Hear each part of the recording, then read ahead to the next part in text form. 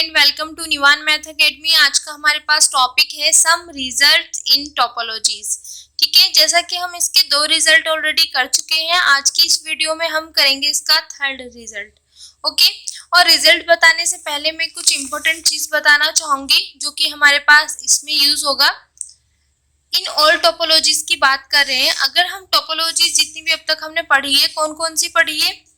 Usual topology, indiscrete topology, discrete topology, cofinite topology, cocountable point included topology, और यहाँ पर हमारे पास point excluded topology, metric topology, lower limit topology, upper limit topology. ये सभी की सभी हमने टोपोलॉजी पढ़ी है। तो जब हम ऑल टोपोलॉजीज की बात करें, मतलब मेनली हमने ये ज्यादा इंपॉर्टेंट जो फेमस टोपोलॉजीज है ये पढ़ी है। तो उनमें क्या होता है, जब हमने कंपैरिजन वाला पोर्शन पढ़ा था तो हमारे पास जो इंडिस्क्रीट टोपोलॉजी होती है वो स्मॉलर, वीकर और कर्सर होती है। कि जितनी भी ये टोपोलॉजी है ना मेरे पास, इनमें इंडिस्क्रीट टोपोलॉजी सबसे छोटी, सबसे कमजोर और कर्सर होती है। क्लियर? अब बात करें इन सभी टोपोलॉजीज में, डिस्क्रीट जो होती है वो हमारे पास स्ट्रॉन्गर होती है, लार्जर होती है और फाइनर होती है।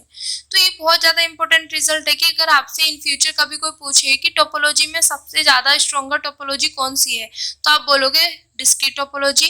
एंड सबसे स्मॉल टोपोलॉजी कौन सी है? इंडिस्क्रीट। अब यहाँ पे आता है कि अगर जनरली आप प्रूफ भी कर सकते हो उसकी तरह, जैसे इंडिस्क्रीट टोपोलॉजी को सभी टोपोलॉजी के साथ कंपैरिजन करके देख लो। कंपैरेबल वाला जो पोर्शन था वो सभी में ये सबसे ज्यादा स्मॉल आएगी। और सिमिलरली डिस्क्रीट टोपोलॉजी को देखो तो डिस्क्रीट टोपोलॉजी स्ट्रॉन्गर आएगी। क्लियर? अगर जनरल लैंग्वेज में हम बात करें तो किस तरीके से कर सकते हैं कि जो हम इंडिस्क्रीट टोपोलॉजी की जब बात करते हैं तो उसमें सिर्फ हमारे पास कलेक्शन में ये 2 चीज आती है, ये होती है हमारे पास इंडिस्क्रीट टोपोलॉजी। क्लियर? और जब डिस्क्रीट टोपोलॉजी की बात करते हैं उसमें पावर सेट ऑफ एक्स के जितने भी सबसेट है वो सभी के सभी कलेक्शन यहाँ पे आता है। उसके बाद मेरे पास यूजुअल बची, को फाइनाइट, को countable, point included, point excluded, ये जितनी भी टोपोलॉजी बची इनमें कंडीशंस होती हैं कि अगर ये कंडीशन सेटिस्फाई करे तो ही इस कलेक्शन में जाएगा। जैसे अगर मैं को फाइनाइट की बात करूं तो एम्प्टी वाला पोर्शन तो होगा ही होगा। अगर एम्प्टी नहीं है तो उसका कॉम्प्लीमेंट अगर फाइनाइट हो तभी वो इसके अंदर जाएगा। तो यहाँ पे ऐसा होगा कि कुछ, जैसे हमने कोई भी एक्स नॉन एम्प्टी लिया, नॉन एम्प्टी सेट लिया, उसके सबसेट लिए, तो उसमें से कुछ सबसेट इसमें जाएंगे। ऐसा भी हो सकता सभी जाए, ऐसा भी हो सकता कुछ जाए। ठीक है? सिमिलरली इसमें भी, सिमिलरली इन सब में। ठीक है? कंडीशन सेटिस्फाई करेंगे तो तभी ना, तो जरूरी थोड़ी ना है कि सारे के सारे जितने भी सबसेट है वो सारी कंडीशन सेटिस्फाई कर दे, कुछ कंडीशन सेटिस्फाई करेंगे। बट क्या है, जो ये है मेरे पास डिस्क्रीट टोपोलॉजी, इसमें चाहे कैसे भी हो, वो किसी भी तरीके के सबसेट हो, पर जब एक्स के जो भी सबसेट आएंगे वो सभी का सभी कलेक्शन इसमें लेगा। तो मतलब सबसे जितना भी सबसेट है, जितने भी सबसेट है, वो सभी का सभी जो आ रहा है वो इसमें आ रहा है। समझ आ रहा है बेटा? तो इसका मतलब ये, इसमें तो कोई कॉम्प्रोमाइज है ही नहीं है। इनमें तो हो रहा है कि कंडीशन सेटिस्फाई करोगे तो एंट्री है, अदरवाइज नहीं है। बट इसने बोला कि आप कैसे भी हो, मेरे अंदर आपकी एंट्री पॉसिबल, आपकी एंट्री है, सबकी एंट्री है, जितने भी सबसेट है सब आएंगे। बट इसने इंडिस्क्रीट ने बोला कि मेरे अंदर सिर्फ एम्प्टी और वो खुद आ सकता है, उसके अलावा कोई नहीं आएगा। तो इसका मतलब हो गया कि यहाँ पे अगर आप जनरली लो तो इन सब में क्या हो सकता है, इससे ज्यादा हो सकते हैं, ठीक है, और इससे कम होंगे। तो मतलब ये सबसे छोटी हुई, ये सबसे बड़ी हुई, और इनके बीच में ये होंगे। क्लियर बेटा? आई होप मैंने आपको अच्छे से समझा पाई हूँ। इसको जनरली अगर आप प्रैक्टिकली देखोगे तो प्रैक्टिकली यही चीज है बेटा। इन सब में कंडीशन फाइंड करके ने के बाद इससे ज्यादा आ सकते हैं और इससे तो कम ही आएंगे, ठीक है, या इसके बराबर आए। बट पूरे के पूरे, मतलब ऐसा नहीं है कि हर कंडीशन में पूरे के पूरे ही सबसेट आए, किसी में कम होंगे, किसी में ज्यादा होंगे। जैसे भी एग्जांपल हम लेते हैं कोफाइनाइट टोपोलॉजी का, उस बेस पे। ठीक है? तो यहाँ पे ये सभी को ले रहा है और इसने बोल दिया कि या तो एम्प्टी होगा या आप खुद आओ। क्लियर बेटा? तो ये सबसे छोटी और ये सबसे बड़ी होगी और जितनी भी टोपोलॉजी होंगी इनके उसमें होंगी मिड में। ठीक है बेटा? तो अब हम स्टार्ट करते हैं। जो हमारे पास थर्ड रिजल्ट है ये सिमिलर सेकंड रिजल्ट की तरह होगा।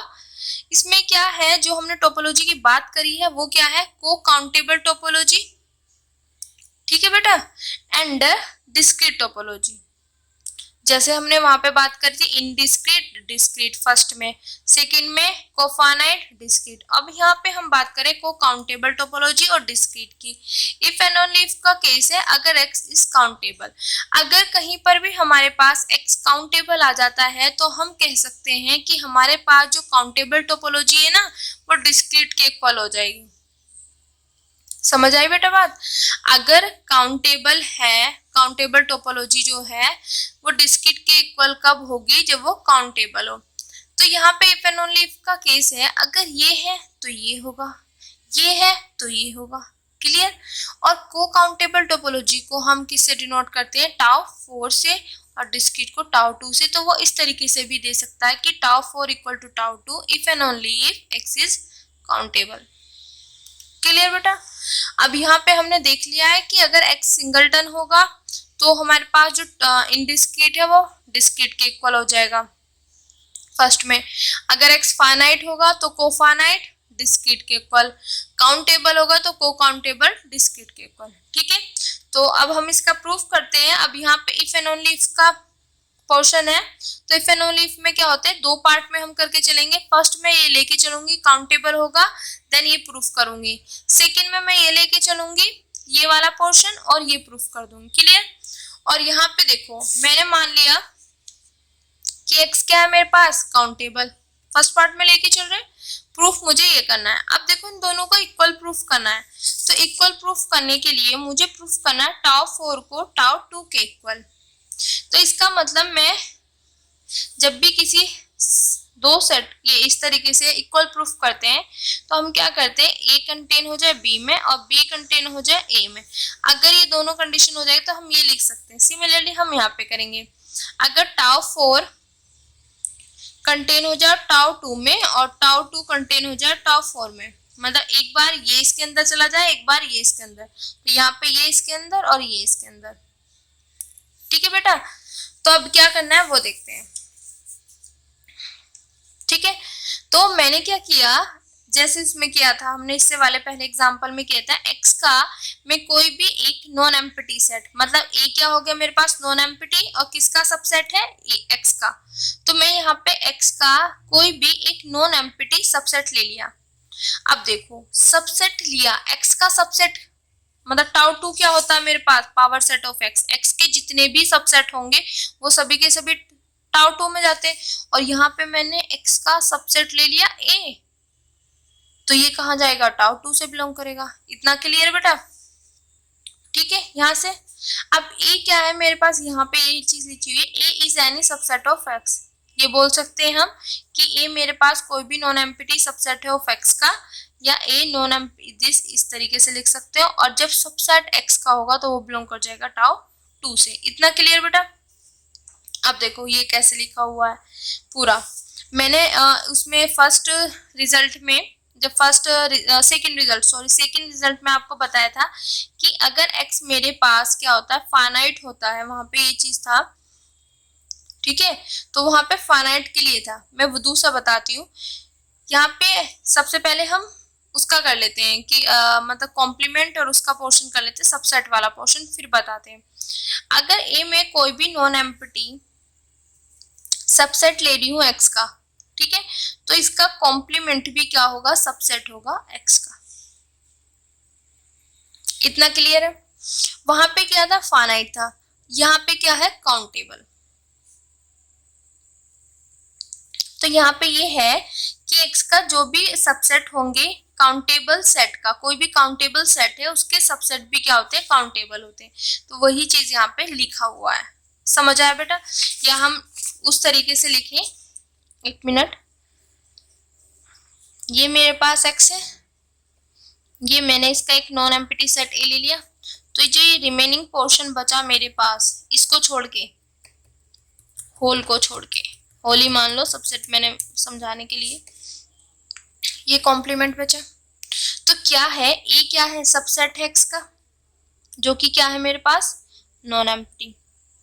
अब देखो ए सबसेट है, तो अब देखो एक्स तो ये इन दोनों को मिला के आ रहा है, ये भी पूरा का पूरा एक्स है, ठीक है, पर ए पार्ट मेरे पास सिर्फ ये है।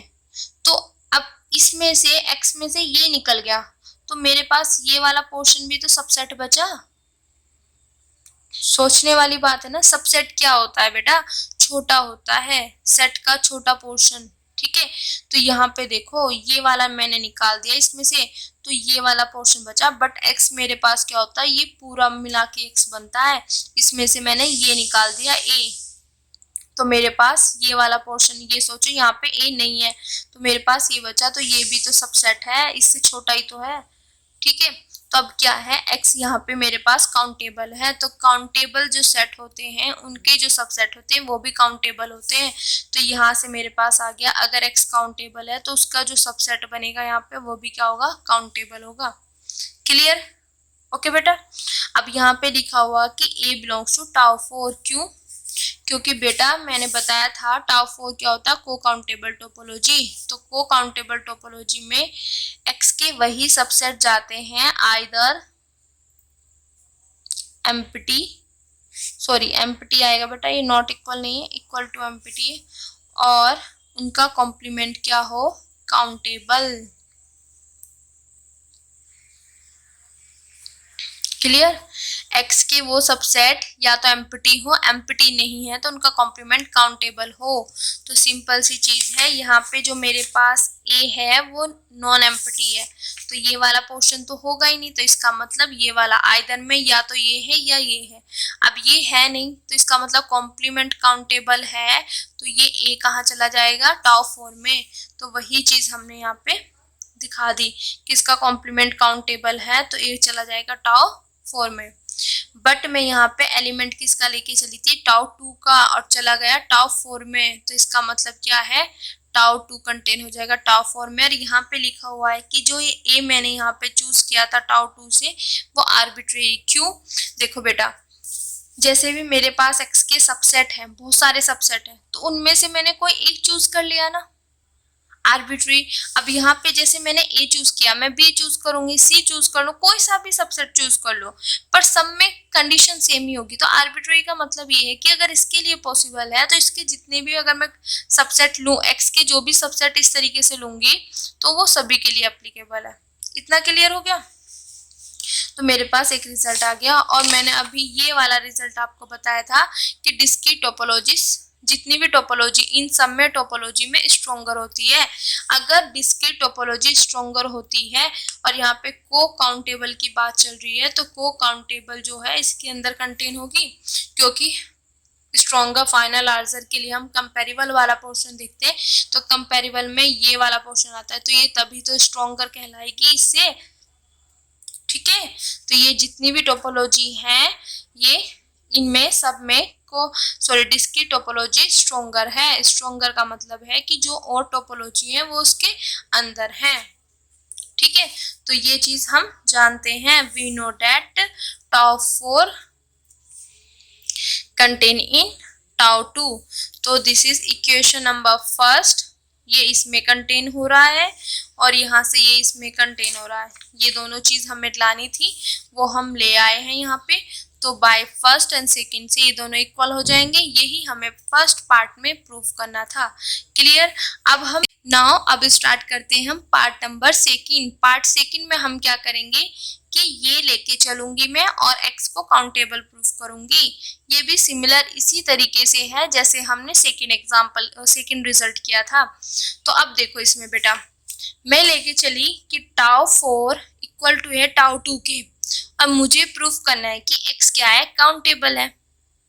तो सिमिलर मैंने यहाँ पे लिया इसको प्रूफ करने के लिए, x belong to capital X, और ये बिलोंग कर जाएगा इससे। कैसे, वो चीज बताती हूँ बेटा, ध्यान से समझना।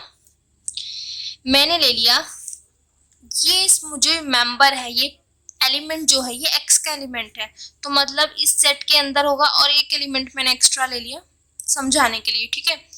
अब हम क्या करते हैं, जब टोपोलॉजी बनाते हैं तो उसके बाद जो सेट लिया हमने उसकी सबसेट लिखेंगे पहले। तो मैंने लिखा है यहाँ पे, इसके सबसेट क्या बनेंगे, 2 की पावर 2, मतलब 4 सबसेट बनेंगे। Empty, singleton x, singleton y, और यहाँ पे सिंगलटन एक्स, सॉरी 2 का पेयर एक्स वाई आ जाएगा। इसको मैं क्या लिख सकती हूँ यहाँ पे, कैपिटल एक्स। समझ आया बेटा। अब मुझे क्या बनाना है यहाँ पे, टाउ 2।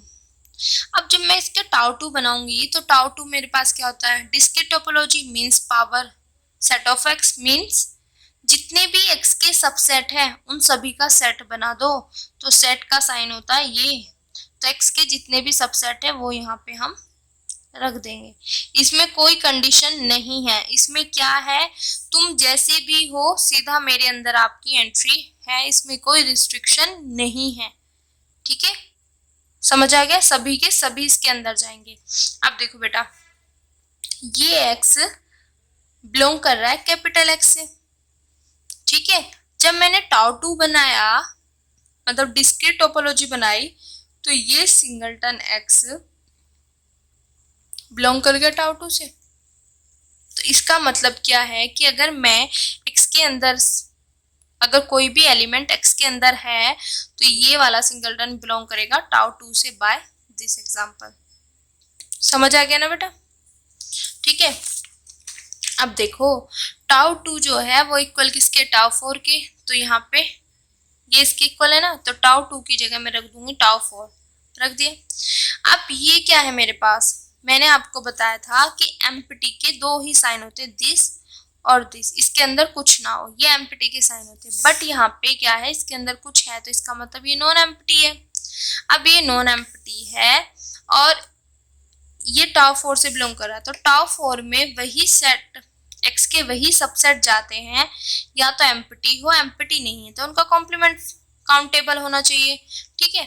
बट यहाँ पे क्या है, ये नॉन एम्प्टी है, तो ये वाला पोर्शन तो होगा नहीं। अगर ये मेरे पास टाउ 4 के अंदर गया है तो इसका मतलब इसने ये वाली कंडीशन सेटिस्फाई करी होगी, तभी ये इसके अंदर गया। या हम कह सकते हैं कि ये टाउ 4 के अंदर है और ये नॉन एम्प्टी है, तो इसका मतलब ये होगा। तो इसका कॉम्प्लीमेंट ए की जगह क्या है, ये है, तो इसका कॉम्प्लीमेंट क्या हो गया मेरे पास, बाय डेफिनेशन ऑफ को काउंटेबल टोपोलॉजी के, ये क्या हो गया, काउंटेबल। अब ये चीज हम लिख सकते हैं कैसे, ये मेरे पास x है, ये मैंने a ले लिया, ठीक है। तो ये वाला पोर्शन जो मैं डॉटेड डॉटेड कर रही हूँ, ये क्या होगा, x का कॉम्प्लीमेंट। तो मैं अगर कैपिटल x की बात करूं तो वो किसके इक्वल होगा, जो ये पूरा पोर्शन मैं लूं, ये ले लिया बेटा मैंने। अगर इसमें ये भी मैं ऐड कर दूं तो मेरे पास देखो, ये मैंने ये हटा दिया, इस x में से ये हटा दिया, तो ये वाला पोर्शन बच गया। बट मुझे पूरा का पूरा x चाहिए, तो पूरा का पूरा x लाने के लिए मुझे इसमें ये लाना पड़ेगा ना वापस, तो इसकी यूनियन कर दी। तो ये चीज लिख सकती हूँ मैं, यहाँ पे a की जगह मैंने ले लिया दिस। या आप बोल सकते हो जैसे मेरे पास ये कोई एक प्लेट है, इसमें मैंने एक होल कर दिया, होल करके निकाल दिया अलग, ठीक है। अब मेरे पास ये रिमेनिंग बच गई, बट मुझे पूरी की पूरी प्लेट चाहिए। पूरी की पूरी प्लेट मैं कैसे बनाऊंगी, पूरी की पूरी प्लेट, ठीक है। तो मैं पहले, ये तो है ही है मेरे पास, मुझे पूरी प्लेट लानी, तो जो ये होल करा है, जो इसमें से निकाला है, वो इसमें ऐड कर दूंगी। तो सेट में हम ऐड करने के लिए यूज करते हैं यूनियन, तो यूनियन कर दिया। क्लियर बेटा, इस तरीके से भी आप समझ सकते हो। ये चीज आ गई, एक की जगह यहाँ पर सिंगलटन एक्स है। अब मुझे पता है the union of 2 countable set, एक ये काउंटेबल है, एक ये भी तो सिंगलटन सेट काउंटेबल सेट होता है ना। जैसे हमारे पास सिंगलटन सेट क्या होता है, फाइनाइट भी होता है, काउंटेबल भी होता है, ठीक है। क्यों, कैसे, नंबर ऑफ एलिमेंट इसके अंदर क्या है, 1 ही तो है, काउंट भी तो कर सकते हैं, तो उस तरीके से समझो बेटा, ठीक है।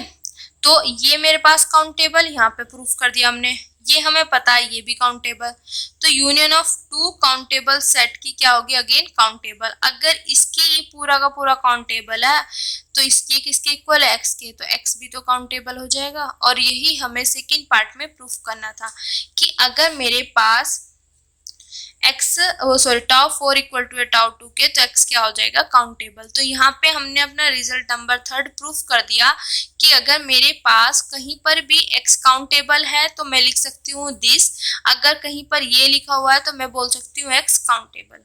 ओके, नाउ अब हमारा जो रिजल्ट नंबर 4 है वो बहुत छोटा सा है और इसको मैंने आपको कंपैरिजन या कंपैरेबल वाले टॉपिक में भी कराया है।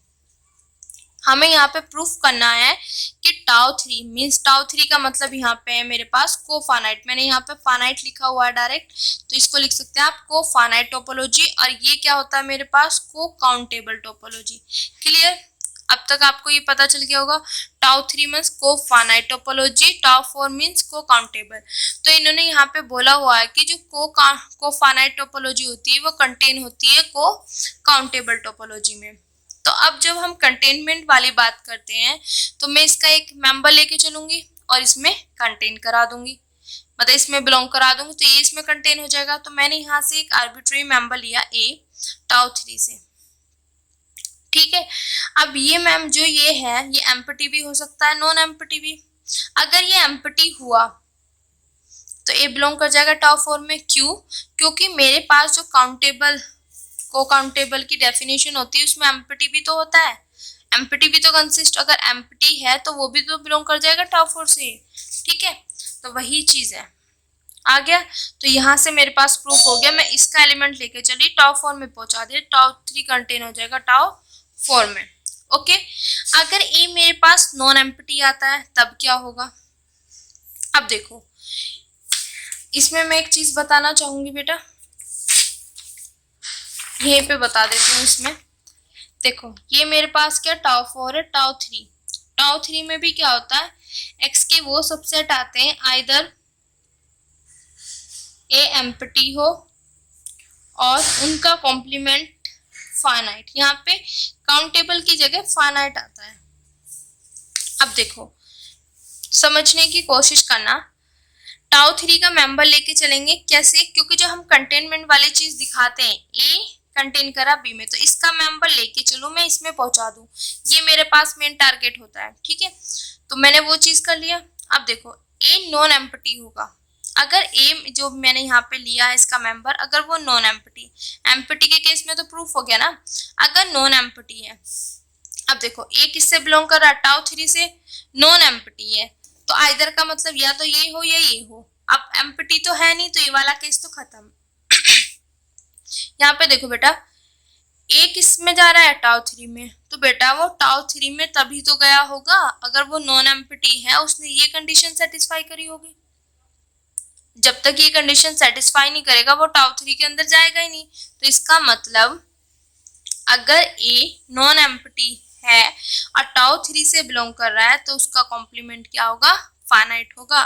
और बेटा ये चीज हम जानते हैं कि every finite set is a countable, अगर ये मेरे पास फाइनाइट है तो ये क्या होगा, काउंटेबल भी होगा। क्लियर, अब देखो ए क्या है मेरे पास, नॉन एम्प्टी है और इसका कॉम्प्लीमेंट क्या हो गया, काउंटेबल। अब देखो टाउ 4 के अंदर वही एक्स के वही सबसेट जा सकते हैं जो एम्प्टी हो, अगर एम्प्टी नहीं है तो उनका कॉम्प्लीमेंट काउंटेबल हो। तो यहाँ पे ए का कॉम्प्लीमेंट काउंटेबल हो गया, और जैसे ही ए का कॉम्प्लीमेंट काउंटेबल हो गया ए ने एंट्री कर ली टाउ 4 के अंदर। क्लियर, तो मैं मेंबर तो किसका लेके चली, ए का, वो सॉरी टाउ 3 का, टाउ 3 का मेंबर लेके चले और मैंने पहुंचा दिया टाउ 4 में, तो इसका मतलब टाउ 3 कंटेन होगी टाउ 4 में। और जहां पे ये ए जो है मैंने चूज किया था आर्बिट्रेरी, आर्बिट्रेरी का मतलब क्या होता है, मैंने कोई एक सेलेक्ट किया, अगर एक आर्बिट्रेरी सेलेक्ट किया तो वो सभी के लिए पॉसिबल होगा। क्लियर बेटा, तो यहाँ पे हमने प्रूफ कर दिया कि टाउ 3 कंटेन हो जाएगा टाउ 4 में, मतलब को फाइनाइट टोपोलॉजी कंटेनिंग को काउंटेबल टोपोलॉजी, और दोनों केस में दिखा दिया, एम्प्टी में भी और नॉन एम्प्टी में भी। ठीक है। तो आई होप आज का लेक्चर बेटा आपको अच्छे से समझ आया होगा। अगर आपको मेरी वीडियोस, मेरे लेक्चर्स अच्छे लग रहे हैं तो please like, subscribe my channel और उन बच्चों तक ये जरूर पहुंचाएं जिनको उनकी नीड है। Thank you so much.